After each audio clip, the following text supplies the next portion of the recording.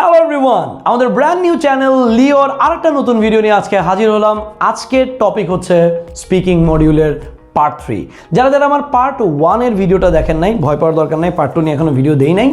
যারা আমার পার্ট 1 এর ভিডিওটা দেখেন নাই তারা অবশ্যই পার্ট 1 এর ভিডিওটা এই ভিডিও পজ করে দেখে তারপরে এই পার্ট 3 ভিডিওটা দেখবেন। বিসাইডস যাদের একটু সিলি গ্রামাটিক্যাল মিস্টেক হয় প্লাস বাক্য তৈরি করতে প্রবলেম আছে, তারা আমার ইংলিশ ফর বিগিনার্স নামে একটা প্লেলিস্ট আছে, এই ভিডিও দেখা শেষ করে সেই প্লেলিস্টের ভিডিওগুলো 1 মিনিট সময় নিয়ে শর্টসগুলো দেখে ফেলবেন। অ্যান্ড যারা যারা নতুন আজকে এই ভিডিও দিয়ে আমার ভিডিও দেখা শুরু করলেন, তারা অবশ্যই আমাদের এই নতুন চ্যানেলটি সাবস্ক্রাইব করবেন এবং বন্ধুদের সাথে শেয়ার করতে ভুলবেন না, because sharing is caring. Part 3 একটু ডিফিকাল্ট। বড় বড় ইউটিউবার টিচাররা এবং বড় বড় বিদেশি টিচাররা সাধারণত বলে থাকেন যে পার্ট 3টা অ্যাকচুয়ালি আপনাকে একটু টেক কেয়ার করতে হবে। ক্রিস পেল এবং জায় তো বলেই থাকে যে পার্ট 3 মানে হচ্ছে বিগ আইডিয়া, আপনাকে philosophical idea, global idea, informative idea সেখানে শোকেস করতে হবে, বলতে পারতে হবে, প্রেজেন্ট করতে পারতে হবে। পার্ট 3 মানে আপনি 1-2 লাইনে আনসার দিয়ে চলে যাবেন, এটা কিন্তু এক্সামিনার্স এক্সপেকটেশন না। এক্সামিনার এক্সপেকটেশনটা কি? এক্সামিনার এক্সপেকটেশনস হচ্ছে আপনি ডিসকাশন টোন মেনটেন করবেন, নাম্বার 1। নাম্বার 2, আপনি 5 থেকে 7টা সেন্টেন্স প্রডিউস করবেন। নাম্বার 3, আপনার আনসারের লেন্থটা যেন by hook or crook 25 to 30 seconds হয়। নাম্বার 4, আপনি আমার একটা মেথড ফলো করবেন। এখন এক্সামিনারকে আমার মেথডের জন্য ওয়েট করছে না, এক্সামিনার যা চায় সেটা দিয়ে একটা মেথড বানিয়েছে। মেথডটার নাম হচ্ছে depot method.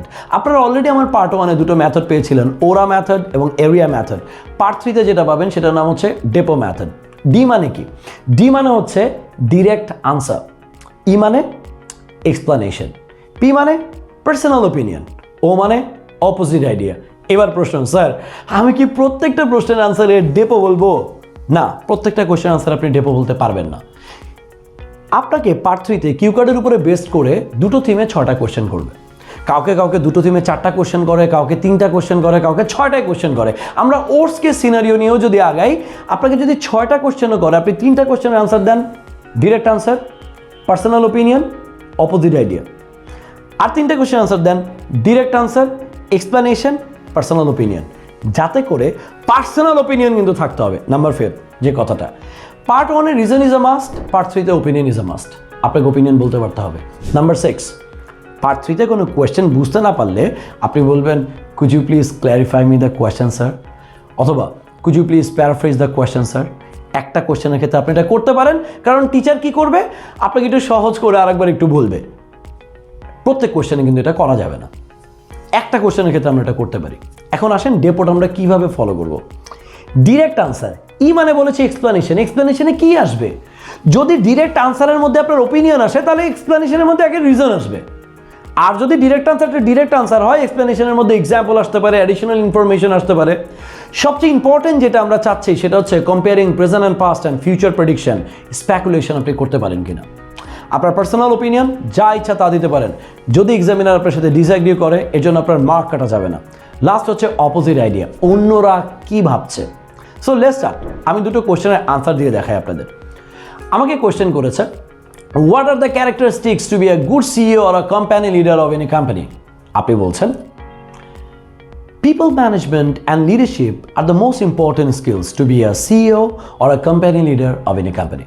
Because without these skills, it is next to impossible to run the show, a company. Alright, in the past, people used to look for those people who are good at in their academics, who had academic certificates. But currently, people actually look for those employees, those CEOs who have a great skill sets. More importantly, they have empathy, emotional intelligence, situational intelligence, IQ, people management, and so on. In my point of view, I do believe a leader or a company leader or a CEO should have people management, leadership, and empathy. Without this, it is actually tough to manage a huge number of people or a small number of people. That's it. এখন আপনি যদি opposite idea দিতে চান, আসেন আরেকটা question আমরা opposite idea দিয়ে দেখাই। সেখানে আমি কোনো কি দিব না, এক্সপ্লানেশন দিব না, জাস্ট ডিরেক্ট আনসার দিব, পার্সোনাল ওপিনিয়ন দিব, অপোজিট আইডিয়াতে চলে যাব। আমাকে কোশ্চেন করেছে, do you think bicycle should have a separate lane? দেখেন আমাকে কিন্তু ইন ইউর কান্ট্রি বলে নাই। ইন ইউর কান্ট্রি যদি না বলে আমরা পার্ট 3 কোশ্চেনের আনসারে জোর করে ইন ইউর কান্ট্রি আনবো না এবং লোকাল আনসার দিব না, আমরা একটু গ্লোবাল আনসার দেওয়ার চেষ্টা করব। তো আমাকে কোশ্চেন করেছে, do you think bicycle should have a separate lane in urban areas? আপনি বললেন, of course I do think so sir, because by budgeting a different lane, we can assure safety to the cyclists. More importantly, accidents could be avoided.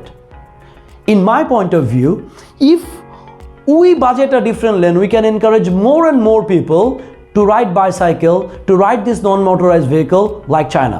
Especially in China, most of the people, they ride bicycle to go to their academic institutions and to their workplaces. So we can encourage them.